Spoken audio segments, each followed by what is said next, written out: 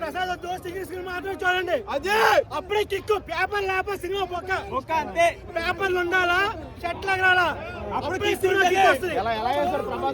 అన్న అదిరిపోయింది సినిమా. ఒక రేంజ్ రాజా సాబ్ అంతే. ఆఫీస్కి వెళ్ళట్లా సినిమా ఎలా చేశాడు ప్రభాస్ అన్న? ఎలా ఉన్నాడు?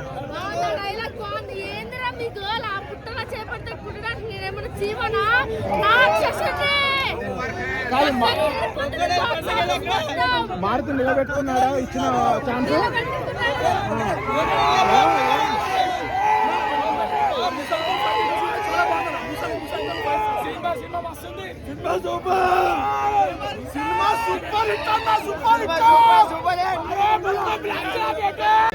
ప్రభాస్ అన్న గారు పెద్ద ఫ్యాన్. ఎలా ఉన్నాడు మరి? కొత్తగా ఉన్నాడా? బాగున్నాడు అన్న. Dance, songs, comedy, emotion Oscar range లో ఉందన్న.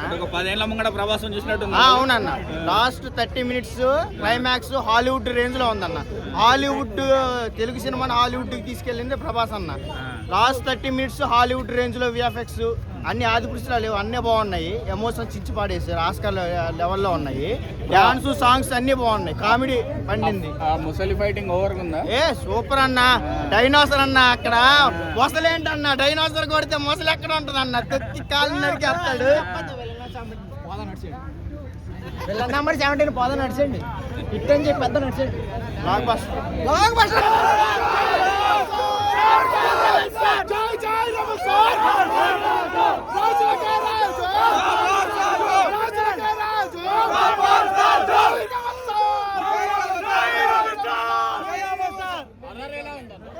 సూపర్ అన్న. పుత్తర్ రాపు సూపర్ సాంగ్స్ కూడా సూపర్.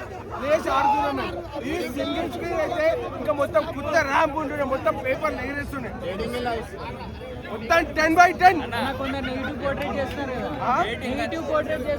నెగిటివ్ ఏం లేదు, నెగిటివ్ పోటీ చేసాడు. మొత్తం కొత్త చింపు పాడదింటాం. సూపర్ బ్రో, అసలు వేరే లెవెల్. అసలు మొత్తం సినిమా మొత్తం ఎట్లుంది అంటే అసలు మేము ఊహించిన దానికంటే ఎక్కువ ఉంది. Super bro. అసలు క్రొకడైల్ ఫైట్ కోసమే మెయిన్. క్రొకడైల్ ఫైట్ సూపర్ గా ఉన్నది. Super bro. అది